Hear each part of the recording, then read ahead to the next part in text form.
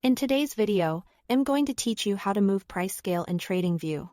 If you've ever felt like the numbers on the side of your chart are competing with your drawing tools, or you'd simply prefer the price scale on the other side, this quick tutorial will show you 2 easy ways to reposition it. We'll start in the settings for a more deliberate approach.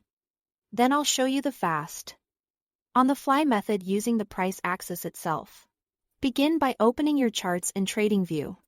Any symbol and time frame will do.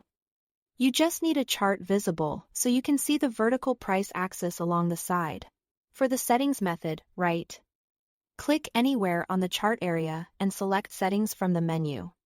In the Settings window, look for either Scales and Lines or simply Scales depending on your layout. This is where Tradingview groups options related to what appears on your axes. Find the Scale Placement section.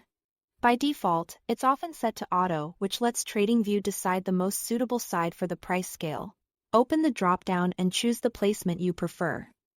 Stack on the left, stack on the right, or keep it on Auto. Left places the price values on the left side of the chart. Right places them on the right side, and Auto allows the platform to manage it dynamically. Pick the option that best suits your workflow. This change affects only where the scale is shown.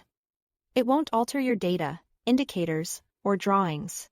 When you are satisfied, click OK to confirm and apply your selection. Now for the quick way using the price scale menu. Hover your mouse over the vertical price axis on either the right or left side of your chart, the column of numbers that marks current price levels. Right-click directly on that axis to open its context menu. From there, choose Move Scale to Left, or move scale to right depending on where you want it.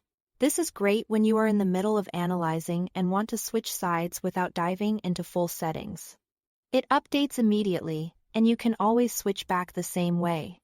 If a confirmation appears after making changes, click OK to finalize. That's all there is to it. Thanks for watching.